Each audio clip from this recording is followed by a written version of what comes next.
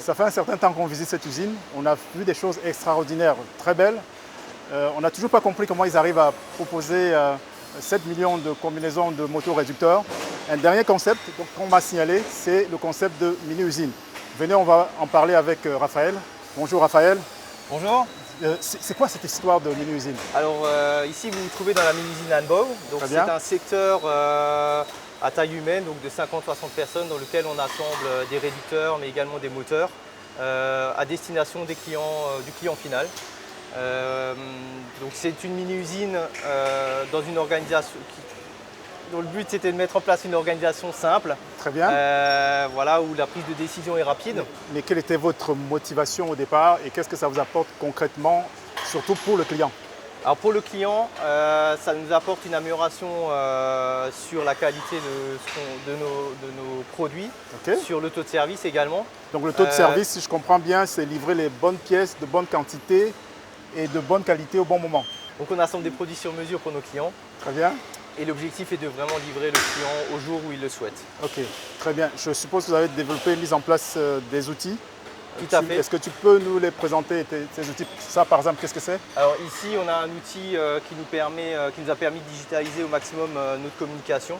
Donc on utilise cet outil OneNote dans lequel on va mettre des consignes, très bien, on peut se rapprocher? Tout à fait. Donc là, par exemple, on a mis des consignes de sécurité. Ok, très bien. On va également retrouver des informations. Donc ici, une nouvelle information qui passe donc en vert. C'est une information de processus qu'on va retrouver en fait tout simplement ici par ce raccourci-là. Et donc le collaborateur qui aura éventuellement été absent le jour où on a diffusé cette information, il pourra la retrouver très facilement. Très bien. Alors concrètement, quelle est la différence entre une solution comme celle-ci et le bon vieux papier? Ici, on a toujours une trace de ce qui a été communiqué et surtout, l'information n'est pas perdue. Ok, très bien.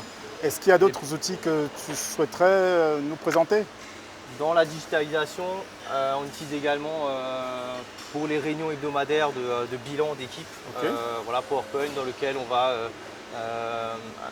mettre en place des indicateurs de charge capacité ou d'engagement. Donc ici, on peut voir que cette ligne-là, par exemple, a tenu ses engagements la semaine dernière, mais pas forcément la ligne qui est en dessous.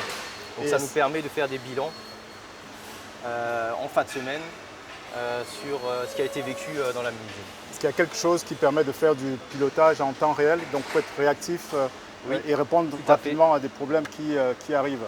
Donc déjà par rapport aux notions de pilotage, donc on a un outil qui s'appelle Click, dans lequel on va retrouver des outils qui ont été développés en fait en interne et qui nous permettent de traduire des bases de données sur un format très simple. Donc ici, on a par exemple un format pour l'approvisionnement des lignes, donc on peut voir par exemple que sur cette ligne, il nous reste encore 13 moteurs à assembler. Donc par rapport à un objectif qui a été fixé, un objectif qui est de 20 sur celui-ci. Et par exemple celui-là qui est que à 3 sur cette ligne-là, Anbau 04, on va pouvoir vérifier qu'il y a bien encore de l'activité prévue. Donc si je reprends ma ligne Anbau 04, ici je me rends compte qu'en fin de compte, par rapport aux autres, il y a déjà plus trop d'activité. Donc il va peut-être falloir changer l'organisation de la mini-usine, l'adapter en tout cas en fonction de notre réalité. Donc il faut réagir quoi, il y a des actions à prendre. Des actions à mettre en œuvre. Tout de suite. Ces indicateurs sont aussi utiles, très utiles pour l'animateur d'équipe et pour le démarrage d'équipe également, puisque tout de suite on va pouvoir intervenir sur l'organisation de la mini-usine, même en l'absence du manager. Ils vont pouvoir prendre des décisions très facilement sur voilà, la meilleure organisation à mettre en place. Très bien. Pour répondre, et en termes de compétences, parce que l'homme, il faut toujours revenir à l'homme qui est au centre de l'organisation, de la performance. Est-ce que vous avez fait des choses particulières? En termes de compétences, on va y venir tout à l'heure. Je vous propose d'abord de voir les outils qu'on a mis en place sur les lignes. D'accord, très bien. De montage. Vous venez avec moi, on va aller voir la ligne Anbau 03. Ok, très bien. Alors, quels sont ces outils dont tu me parles? Donc ici, on a des outils de supervision de l'activité déjà pour démarrer. Donc toutes les lignes chez nous sont suivies en termes de production. Donc on voit, on a un écart de Donc on a un objectif et un écart. Donc ici on a une courbe qui s'incrémente à chaque fois qu'un moteur en fait a été produit. D'accord. Et ce qu'on souhaite vérifier, c'est déjà si le rythme de travail est bien le rythme qui a été prévu. Ça se voit bien là, oui. Et également si on a des arrêts de production. Donc Ok. ici il y a des petits arrêts voilà, qui ont été générés. S'il y a eu un arrêt de production, Ok. on demande à nos collaborateurs en fait, de déclarer un aléa. Donc ici on a un outil de déclaration. Donc ils vont simplement déclarer un aléa, s'ils ont un aléa d'organisation, d'appro-évacuation. L'intérêt de cet outil, c'est de remonter l'information, le problème qu'il y a eu, mais également, si je prends maintenant cet exemple-là, qui est la rupture d'appro, d'amener l'opérateur à décider, enfin à prendre une décision sur l'aléa qu'il a eu. Donc ici, on a un aléa de rupture. Il sait qu'il est supérieur à 10 minutes. Il a allé vérifier sur l'indicateur qu'on a vu là-bas tout à l'heure. Très bien. Et donc on lui demande d'appeler l'animateur et de nous écrire une remarque par rapport à ce qu'il a fait. D'accord, donc toutes ces informations sont collectées. Sont collectées. Ce qui permet également à l'équipe, lorsqu'elle arrive, de voir ce qu'il y a eu comme aléa éventuellement dans la propre équipe. Et dès que l'aléa est terminé, il est clôturé. On sait aussi combien de temps il a duré. Dans ce principe de fonctionnement, on a également mis en place un indicateur, enfin un outil pour la maintenance, donc qui est très réactif, c'est-à-dire que si on a une panne sur cette installation, en fin de compte, on va déclarer l'arrêt ici directement et on va pouvoir afficher toutes les pannes en cours au niveau de la maintenance. Et donc on va gagner en fait en efficacité sur l'intervention maintenance. D'accord, la maintenance est informée des pannes. La maintenance est informée, ils ont un écran chez eux et des tablettes également qui leur permettent d'avoir l'information en temps réel de la déclaration de l'incident. On n'a plus besoin d'intermédiaires pour contacter la maintenance.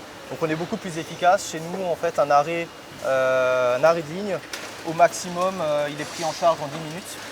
Et c'est une évolution par rapport à la situation précédente. Donc avant, vous étiez à combien à peu près? Avant, on était peut-être à 20 minutes. D'accord. Et la difficulté, c'était de donner les priorités. Parce que chacun avait son téléphone, téléphonait. Et en fait, pour la maintenance, c'était très difficile de savoir. Elle était appelée de partout. En fait. Voilà. Aujourd'hui, on a un outil simple. Les opérateurs aussi, quand ils déclarent leurs aléas, ils vont pouvoir voir si quelqu'un l'a pris en charge et si quelqu'un va arriver. Ok, très bien. Donc, je suppose qu'on va enfin parler du sujet de la montée en compétences. La montée en compétences. Donc, très bien. Par rapport à la montée en compétences, donc on s'est déjà appuyé sur notre projet d'entreprise Performance. Très bien. Donc qu'est-ce que c'est quoi Performance? En Performance, le projet vise à allier la performance par rapport à l'ambiance de travail, donc trouver le juste performance milieu et ambiance. pour nous amener vers une bonne performance tout en gardant une ambiance de travail saine. Et là, on s'appuie en fait sur des principes de comportement qui sont résumés par l'acronyme PRAI. Positive attitude, respect, engagement, travail d'équipe. Et si je prends le travail d'équipe, donc pour cette montée en compétence, donc on a dans nos équipes des personnes qui ont été très vite très à l'aise par rapport à ces outils et qui ont pu aider l'ensemble des collaborateurs à franchir ce pas. Ok, merci Raphaël. Est-ce qu'il y a autre chose à rajouter par rapport à ce que tu viens de dire? Je pense qu'on a fait le tour. Ok, je te remercie beaucoup pour ces explications assez claires. Merci. Très bien, donc on va continuer ailleurs. Merci encore. D'accord, merci beaucoup. Okay.